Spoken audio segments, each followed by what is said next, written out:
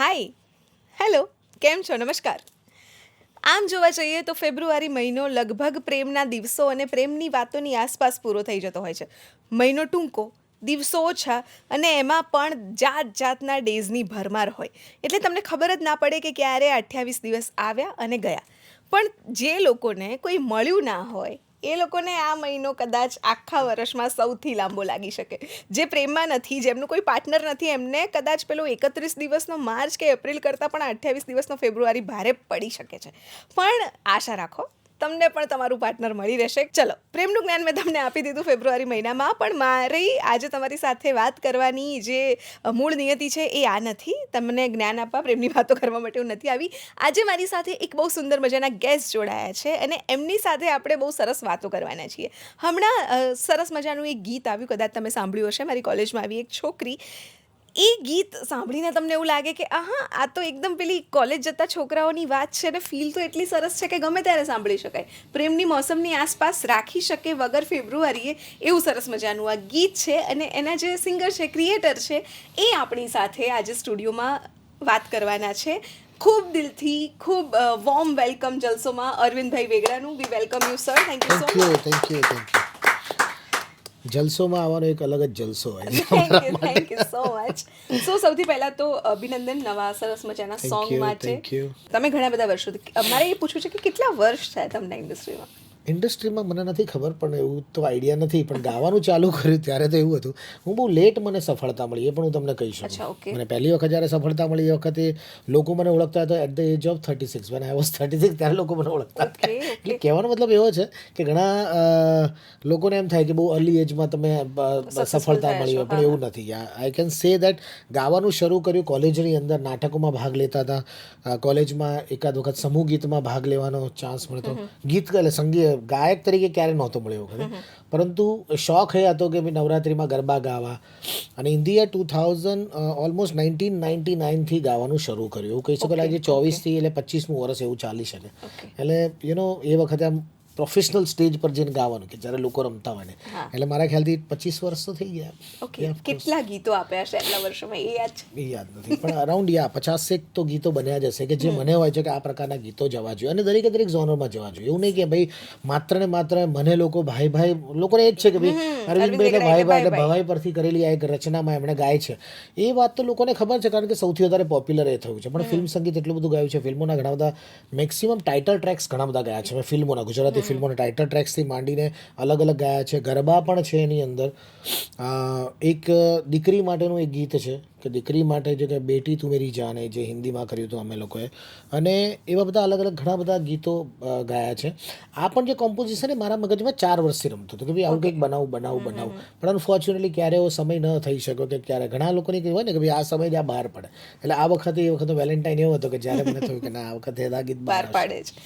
સો music સાથે તમારી journey ઘણી લાંબી છે. તમે ફિલ્મોના મ્યુઝિક કર્યા પણ છે, એ સિવાય તમે પોતે આટલું સુંદર ગાઓ પણ છો, પણ છતાં હજુ જે સિંગલ સોંગ સાથે તમારું રિલેશન છે એ કન્ટિન્યુ રહ્યું છે. ઓફકોર્સ. તો એ તમારું બહુ ગમતું કામ છે કે તમારો શોખ છે કે જેણે, કારણ કે હવે તમે જોશો તો ધીમે ધીમે ગુજરાતીમાં સિંગલ ગીતો આવવાના ઓછા થઈ રહ્યા છે. એક્ઝેક્ટલી, હવે બહુ જ ઓછા થઈ ગયા. રાઈટ. તો તમને કઈ એવી ફોર્સ છે કે જે આમ જોડી જ રાખે છે કે ના આપણે વર્ષે 2 ગીતો તો આપી જ દેવાના? ના, મને હવે તો એવું છે કે દર 2 મહિને એક ગીત આવવું જોઈએ અને એ દરેકે દરેક વાતને કરતું આવવું જોઈએ. એવું નહીં કે ખાલી તમે આ વખતે ભાઈ, કારણ કે આપણી ગુજરાતમાં સૌથી વધારે છે. તમે ખાણીપીણી પર લઈ શકો, તમે તહેવારો પર લઈ શકો, લોકો પર તમે વાત કરી શકો. અને લોકસંગીત માટે તો એવું કહેવાય છે કે લોકો દ્વારા બનતું, અને આપણે પણ લોકોમાંના એક વ્યક્તિ જ છે. તો કંઈક સંગીત તો સતત બનતું છે. બહુ બધા ગીતો આવે છે કે જેના થકી ક્યારેક એવું પણ થાય કે મેસેજ જવો જોઈએ. આજનો જે યુથ છે એનાથી તમે દૂર પણ ન જઈ શકો. એટલે હમણાં અમે લોકોએ જે ગયા મહિને એક સોંગ કર્યું તો પાર્ટી કરવી છે, કારણ કે આજની તારીખમાં આપણે દરેક ગુજરાતી ફિલ્મો પણ જોઈએ પણ એ પાર્ટીનો માહોલ તો એકાદ વખત બનતો જ હોય. તો એના જ માટેનું કોઈ ગીત કેમ ના હોવું જોઈએ? કારણ કે આપણે પંજાબમાં જઈએ તો એ ગીતો બનતા જ હોય છે. બીજા હિન્દીમાં પણ બહુ જ ગીતો હોય, પણ ગુજરાતીમાં બધી અમુક વસ્તુ મિસિંગ હોય છે. બધા ફોક પર જે બનેલું હોય છે એને રિક્રિએટ કરવાનું વધારે કરતા હોય છે. મને હંમેશા હતું કે તમારી કંઈક એવી વાત બહાર આવી છે. એટલે અમે લોકો બધા મિત્રો ભેગા થતા હોય કે આજનો મિત્ર શું હોય, આજના બધા લોકો શું કરતા હોય. ત્યારે એમ થાય કે 3 ભાઈબંધો ભેગા થઈને દરખથી યાર આપણે તો આ હવે કેવી રીતે કરવું, સેટિંગ શું કરવું. તો એની વાત કરતું એક, અને પ્રેક્ટિકલ વાત, એવું નહીં કે કોઈ એમ હવામાં વાત કરવી નહીં. પ્રેક્ટિકલ આજની જે જનરેશનને આજના જે કનેક્ટ થતું અને કેવી રીતે લોકો કરતા હોય એની વાત આપણે કરી. એટલે દેટ વોઝ ધી પાર્ટી કરવી છે સોંગ હતું.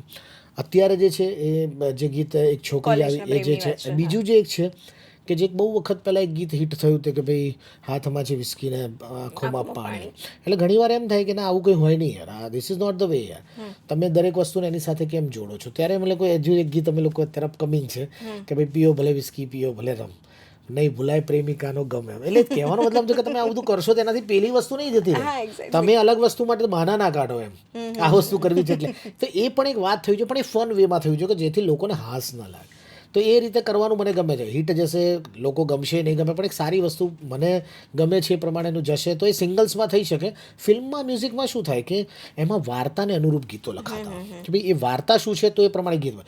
સિંગલ્સમાં છે ને તમે લોકોનું બાધ્ય નથી હોતું, તમે કોઈ પણ પ્રકારના ફ્રીડમ લઈ શકો અને તમે જનરેશનને ટચ કરતો હોવું જોઈએ. મેં ક્રિકેટના પણ બનાવ્યા છે કે જ્યારે વર્લ્ડ કપ હોય ત્યારે એનું ગીત હોવું જોઈએ કે ભાઈ દે ધનાધન, કે પછી ઉત્તરાયણનું હોય ત્યારે કે હે લપેટ ગીત આવે.